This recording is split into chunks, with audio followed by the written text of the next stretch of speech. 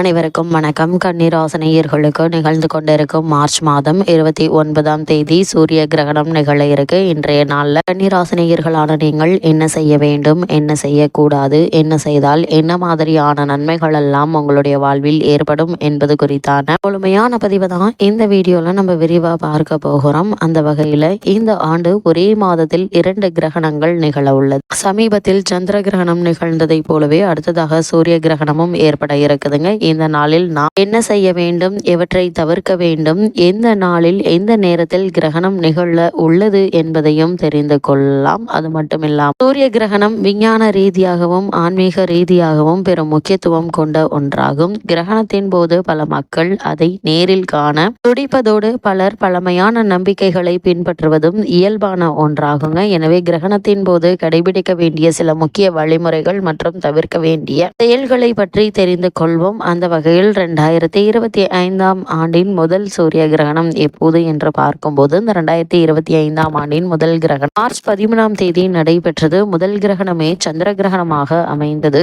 இது பகுதி நேர சந்திர கிரகணமாக அமைந்ததாலும் இந்திய நேரத்தில் பகல் பொழுதில் நிகழ்ந்ததாலும் எந்த பாதிப்பும் ஏற்படவில்லை. இந்நிலையில இந்த ஆண்டு மார்ச் மாதத்தில் 2வது முறையாக கிரகணம் நிகழ இருக்கு. இது சூரிய கிரகணம் ஆகும். இது இந்த ஆண்டின் முதல் சூரிய கிரகணம் ஆகும்.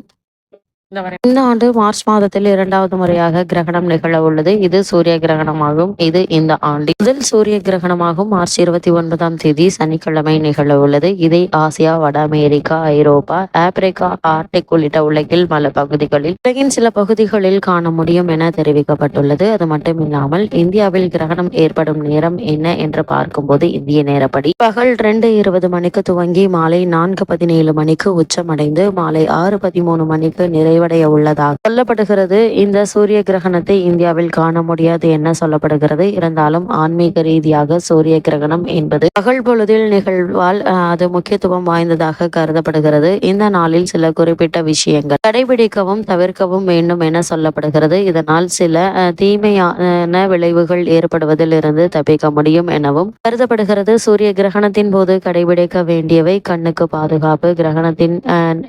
கிரகணத்தினை நேராக பார்ப்பது மிகவும் ஆபத்தானது. சிறப்பு வடிகட்டிகளான சோலார் பில்டர் உள்ளிட்ட கண்ணாடிகள் அல்லது தொலைநோக்கிகள் மூலமாக மட்டுமே பார்க்க வேண்டும். தியானம் மற்றும் பிரார்த்தனை. பல ஆன்மீக நம்பிக்கைகளின்படி கிரகணத்தின் போது தியானம் செய்வது மற்றும் மந்திரங்களை ஜகிபிப்பது ஆன்மீக சக்தியை அதிகரிக்கும் என கூறப்படுகிறது. வீட்டில் இருக்க வேண்டும். தேவையற்ற பயணங்களை தவிர்க்க வேண்டும். கிரகணத்தின் போது அதிக அளவு வெளியில் இருப்பதை தவிர்க்க வேண்டும்.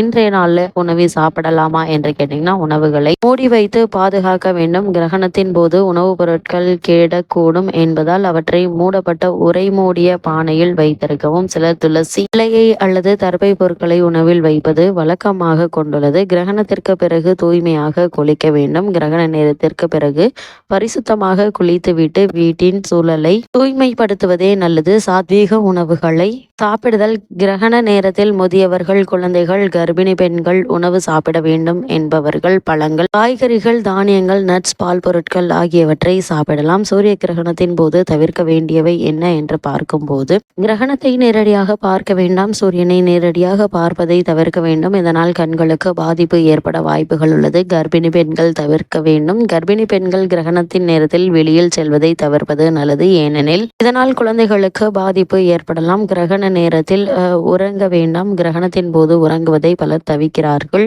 ஏனெனில் அது உடல் மற்றும் மனச்சோர்வை அதிகரிக்கக்கூடும் என நம்பப்படுகிறது. சாப்பிடக்கூடாது. கிரகணத்தின் போது சமைத்த உணவுகள், வெங்காயம், பூண்டு, அசைவம் ஆகியவற்றை சாப்பிடுவதை தவிர்க்க வேண்டும். இவைகள் உடலுக்கு தீங்கினை ஏற்படுத்தும். கூர்மையான ஆயுதங்களை பயன்படுத்தக்கூடாது. கத்தி, கத்திரிக்கோள் போன்ற கூர்மையான ஆயுதங்களை சூரிய கிரகணத்தின் போது பயன்படுத்தக்கூடாது எனவும் கூறப்படுகிறது.